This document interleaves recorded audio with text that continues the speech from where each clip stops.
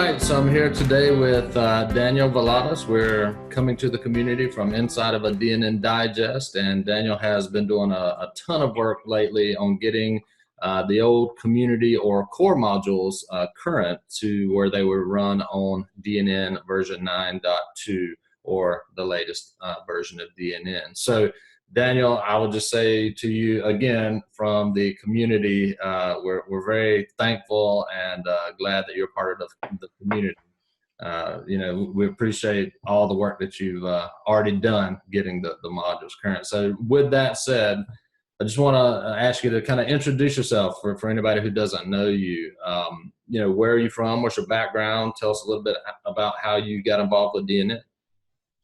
Well, I've been doing development for a long time. I actually started, my first programming language was actually BASIC. And from there I went up and learned Visual Basic and C#. And I started at some point making some development for customers, for paying customers, before it was a hobby. And then at some point, I started making websites, and the customer base increased, and I actually quit my regular, totally unrelated day job. I started hosting. So right now, I have about 20 customers, local, small, medium businesses, and I do also freelance work, which brings me more enterprise class customers, Right. more as a consultant. Yeah. Now, That's pretty much it. When you say you've got local customers, where are you? Where is local for you? I'm in Montreal in Canada. Gotcha. And I have a lot of French-speaking customers and businesses. So localization is a very important subject for me too. Right. Gotcha. Well, that's good to know. All right. So, you have kind of stated in the blog on the DNN software site, the community blog area, that, your motivation or that your goal is to get all of the core modules current. And so my question to you is what is the motivation? Now, I did hear you speak at Southern Fried, but, not everybody may have seen that. So what is your motivation for taking on this task and just taking initiative in general? Yeah, people interested in more details, please do watch that. There was a lot of details there. But basically, there's more people that want to upgrade in the recent years and months. They're more aware of security issues and data protection, GDPR. So there's more people that want to upgrade, and DNN 9.2 especially removed a lot of APIs that were previously marked as deprecated, and that broke a lot of modules. So a customer that gets in that situation where he needs to upgrade and their modules, that have their content break, and that there is no solution for that, they have to rewrite their content into another module. That's a lot of time investment. Right. So they start comparing that time investment and comparing the time investment in going with another platform. So we're putting them in that situation by not having modules, not having an easy upgrade. We're putting them in that situation, and it's dangerous because we're pushing them to other solutions. Right. So it sounds like your goal or your motivation is to make it easy for people to continue on and to upgrade to the latest, right? So that sounds good. That's awesome. So when you engage with a module and you're like, all right, I want to make this work on 9.2, what does that take from without getting down in the weeds too much, what does that take from a technical perspective? A lot of those modules were built, some of them from DNN 1. They were actually part of the core, and then they got taken apart and made into a module. So I've just done the links module. That's one that's very, very old. It was really part of the core. and that was not even compiled. There was no project or solution file. It was just code in the app directory and files in the desktop modules folder for the views. So you need to actually make it a project. You need to convert that to a web application project. And then they were written in Visual Basic, which um, has some small differences from an architecture point of view, such as casting some types and all that. So if you use tools to convert them directly to C sharp, it's you have to still go there and check things that are not what was intended originally. So it's pretty much a complete rewrite. Yeah. And then there's some best practices that are not met, like the module should not be editing directly tables in the database that are core tables that belong to DNN. They Right. should use the APIs to access all that. So if there's changes, we're going to be notified by deprecation or something. So you don't expect some field to be actually there, you know. Right. And yeah, that's a lot of work. And then there's the build process, because since they were just files there with the core, there was nothing to build. The core would build all that. And now actually need to package into a module. Gotcha. Yeah. So it sounds like it is a pretty involved effort. I mean, it's not just a matter of like, I don't know, changing a couple switches. I mean, you're having to do a lot of work. So that is, Yeah, getting. on the ones that were not properly maintained, because any module that was actually working on 9.1 fine and that was already converted to C sharp and all that, it's basically opening it in Visual Studio, checking the warnings when you compile it. You're going to see everything that's obsolete, Yeah. and usually there's a small one-line documentation that tells you what to use instead of that. And you Right. can search Google if there's not enough details, but usually you get the point that, okay, I need to use this. And you recompile and you publish, and it's good for 9.2. And if they're maintained regularly, whenever there's going to be another breaking change, it's not a hard thing to adjust it unless the whole technology stack changes. Right. Gotcha.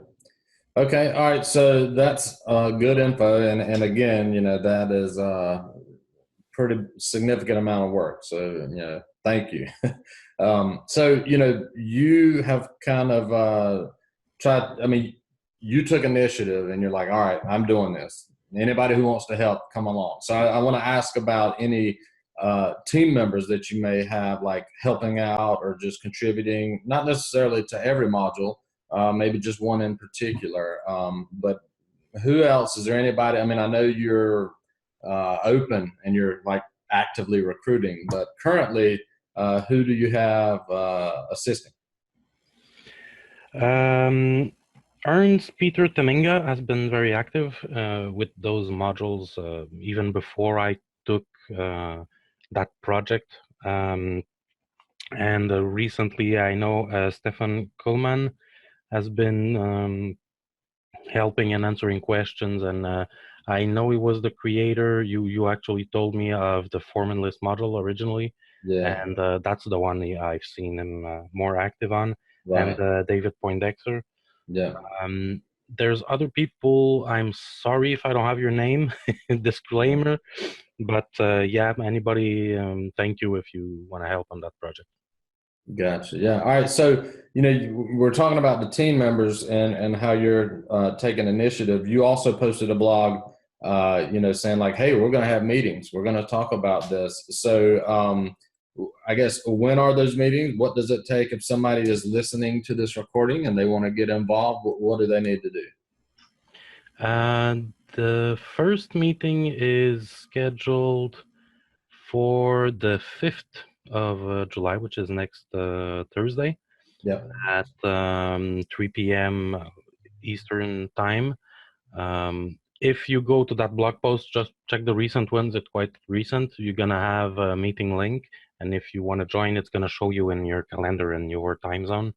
And everybody's welcome.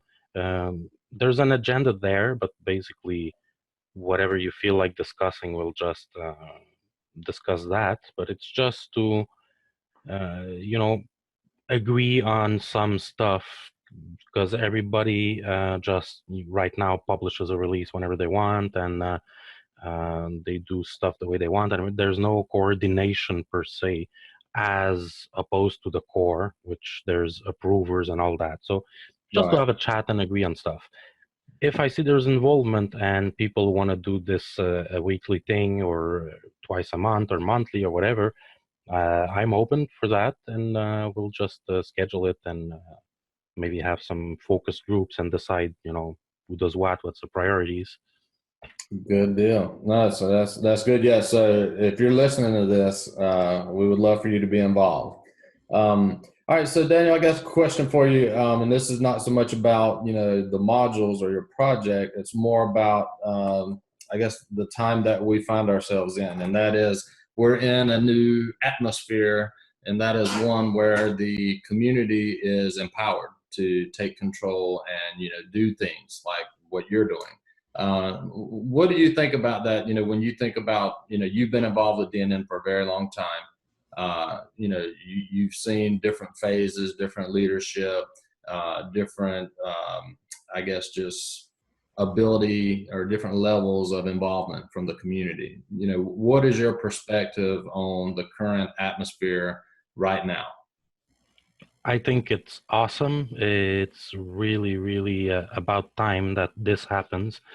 Uh, I think I speak for a lot of people that felt totally ignored in the past years. You want to contribute, you do hard work to do it, and your things get ignored, and it's really, really frustrating. And I even think we lost some people because of those reasons. So I think it's awesome that now the community is empowered, and people can answer you, people can help you, and we can help each other and make things great. That's something a lot of people have been trying to do for a long time, and we're not able, and now we can. Yeah. So I think it's awesome. Yeah, no, I do too, and it's awesome to see it kind of happening in different areas of the community and with different people. It's kind of like they got the spark, and it kind of ignites, right? And so it's really amazing what people will do or can contribute. When they feel like their contributions are valued, right? Yeah. All right. So my last question would be to those people who are listening, or to people who may have felt like in the past they couldn't help. What would you say to somebody who's kind of on the fence or considering like, should I get involved? What is your message to them? Anybody who's want to be involved in this project or other projects, but for me in this project, uh, you don't have to be an expert. You don't have to even know how to code. If you want to join, anything is welcome. If you want to do testing, it's a very time consuming thing just to test those old modules. There's little tricks in combining this feature with that feature and all that, to see, to confirm a bug report or something. So there's a lot of things that you can do even if you don't know how to code. So join in and let's have a chat. Right. Awesome. Yeah. Well, we definitely appreciate your time today. And like I say, we're going to be sending this out in a week or two on the DNN Digest. And by then, you'll already have had a meeting and probably updated a couple more modules. So Yes. again, we want to say thank you on behalf of the community, and want to put out the invite like, hey, it is time to sink your teeth in and get stuff going like Daniel's doing here. So appreciate the time, and I'm sure we'll be seeing you online. Thank you.